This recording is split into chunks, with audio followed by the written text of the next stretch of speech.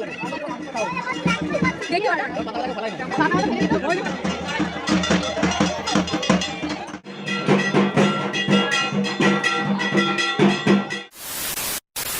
বন্ধুরা, welcome back to my channel Munmun Haldar. আশা করছি তোমরা সবাই খুব ভালো আছো আর আমিও খুব ভালো আছি। আজ হলো নীল ষষ্ঠী পুজো। সবাইকে জানাই নীল ষষ্ঠী পুজোর অনেক অনেক শুভেচ্ছা।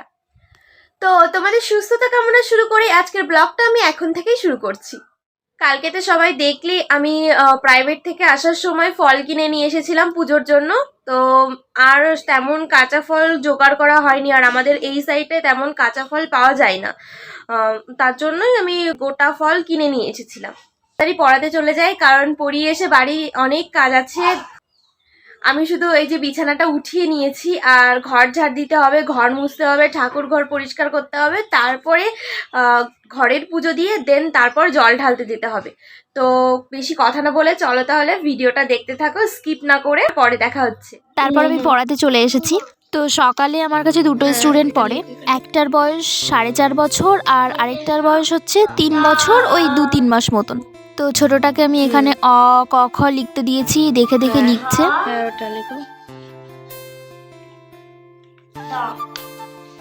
পড়িয়ে টড়িয়ে সবে মাত্র বাড়ি এলাম। এবার বাড়ির যা যা কাজগুলো বাকি আছে সেগুলো সব টুকটুক করে করে নিই। তো চলো দেখতে থাকো। তো প্রথমে আমি ঘরটা ঝাড় দিয়ে নেব। তো প্রতিদিন আমি তাড়াতাড়ি ঘুম থেকে উঠেই ব্রাশ ট্রাশ করে কিছু খেয়ে তারপর পড়াতে চলে যাই। তারপর বাড়ি এসে টুকটাক কাজগুলো করে ফেলি। কিন্তু আজ আমি ঘরের বিছানাটা উঠিয়ে গেছি, কারণ দেরি হয়ে যাবে সেই কারণে। তো আমার ঘরটা ঝাড় দেওয়া কমপ্লিট, এবার আমি ঘর মুছে ফেলবো।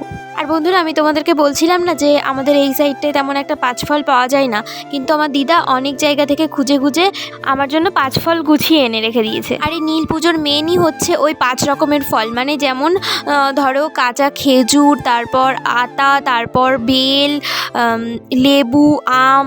অ্যাকচুয়ালি এই ফলগুলোই লাগে নীল পুজোতে। বাট যারা পায় না তারা কি করবে, ওই মানে বাজারের 5 রকম ফল কিনে নিয়েই যায়। তো এখানে আমার ঘর মোছাটাও কমপ্লিট। এবার আমি ঠাকুরের বাসনগুলো ধুয়ে নেব। তো ঠাকুরের থালা বাসন সব ধোয়া কমপ্লিট। এখন আমি স্নান করতে যাব। তো স্নান করে তারপর তোমাদের সঙ্গে দেখা হচ্ছে। আমার স্নান কমপ্লিট, এবার আমি পুজো দিতে চলে এসেছি। আর এদিকে অনেক দেরি হয়ে যাচ্ছে। আমার একটা দিদা আমার কাছে ফোন করেছিল, বললো তাড়াতাড়ি গুছিয়ে নে, আমাদেরও সবার হয়ে গেছে। আর আমাদের বাড়ি থেকে খুব একটা বেশি দূর না মন্দিরটা। তো বন্ধুরা, আমি এখানে পুজোটা দিইনি, তারপর তোমাদের সঙ্গে একেবারে গুছিয়ে দেখা হচ্ছে।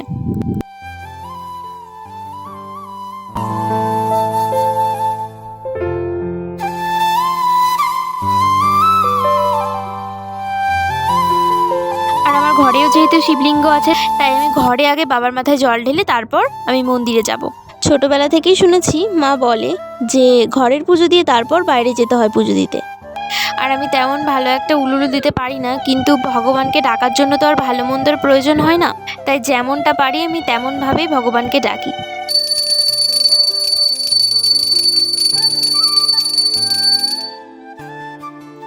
তো আমার পুজো দেওয়া কমপ্লিট হয়ে গেছে। এবার আমি গুছিয়ে নেব, গুছিয়ে তারপর চলে যাব মন্দিরে। আর এখানে আমার গোছানোও কমপ্লিট হয়ে গেছে। আর এই সবেমাত্র আমি আমার একটা বান্ধবীর কাছে, মানে অমৃতার কাছে ফোন করেছিলাম। ফোন করে বললাম যে আমি তো একা একা যাচ্ছি মন্দিরে, তুই আমার সঙ্গে একটু চল। তো ও আমার সঙ্গে যাবে মন্দিরে। আর এই যে আমার পুজোর ডালা গোছানো হয়ে গেছে। ডালার মধ্যে আমি প্রথমত নিয়েছি কালকে যে ফলগুলো এনেছিলাম, 5 রকমের ফল: আপেল, পেয়ারা, শসা, মৌসম্বি, লেবু আর শাকালু। আর নীল ষষ্ঠী পুজোর মেন যেই ফলগুলো লাগে, মানে প্রতিটা ফলের বোটা শুদ্ধ লাগবে। যেমন ধরো খেজুর, আতা, তারপর বেল, ডাব ও সবেদা। আর নীল পুজোর যে ফুল সেটা হলো আকন্দ ও ধুত্রা ফুল, গঙ্গা জল, ডাবের জল, ঘি, মধু, কালো তিল আর দূর্বা। এই সবকটা উপকরণ আমি দুধের সঙ্গে মিশিয়ে নিয়েছি। আর আমি পৌঁছে গেছি মন্দিরে। মন্দিরে তেমন একটা ভিড় ছিল না, দেখতেই পাচ্ছ তোমরা। আর ওই যে দেখতে পাচ্ছ আমি লাইনে দাঁড়িয়ে আছি বাবার মাথায় জল ঢালার জন্য।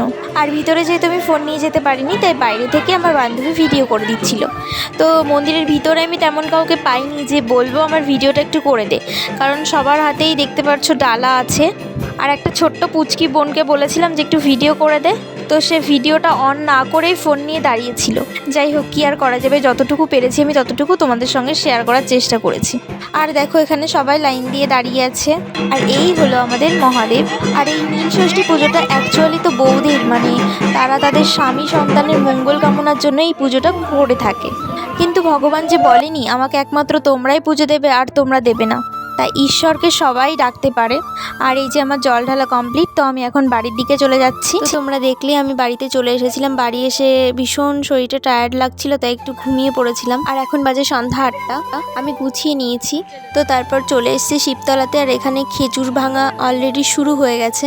তোমরা হয়তো অনেকেই জানো যে নীলের দিন খেজুর গাছে ওঠে, মানে সন্ন্যাসীরা খেজুর গাছকে পুজো করে তারপর খেজুর গাছে উঠে খেজুরের পাতা বা খেজুর পাতা।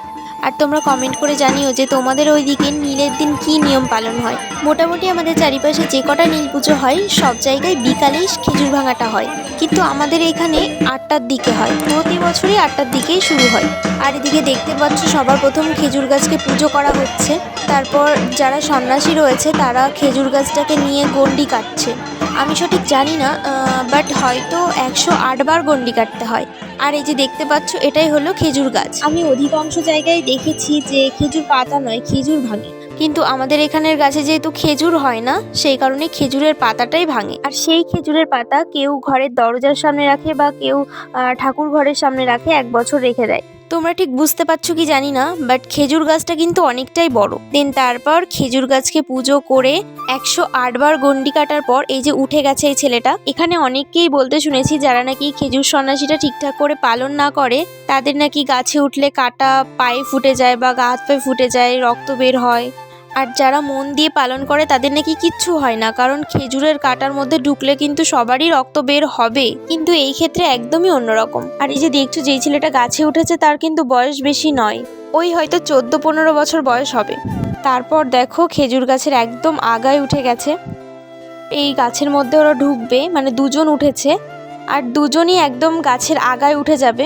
আর খেজুর গাছের যে মাঝখানের পাতাটা হয় ওই পাতাগুলো ছিঁড়ে তারপর প্রত্যেককে দেবে আর নিজেরাও নিজেদের কাছে রেখে দেবে। আর ওই যে দেখতে পাচ্ছ সাদা কালারের গেঞ্জি পরা যে ছেলেটা, ও কিন্তু নেমে আসছে কারণ ওর পাতা পাড়া হয়ে গেছে।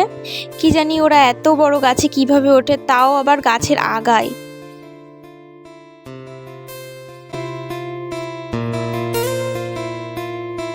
তো সবার ফার্স্ট যেই ছেলেটা উঠেছিল গাছে সে এই যে নেমে আসছে।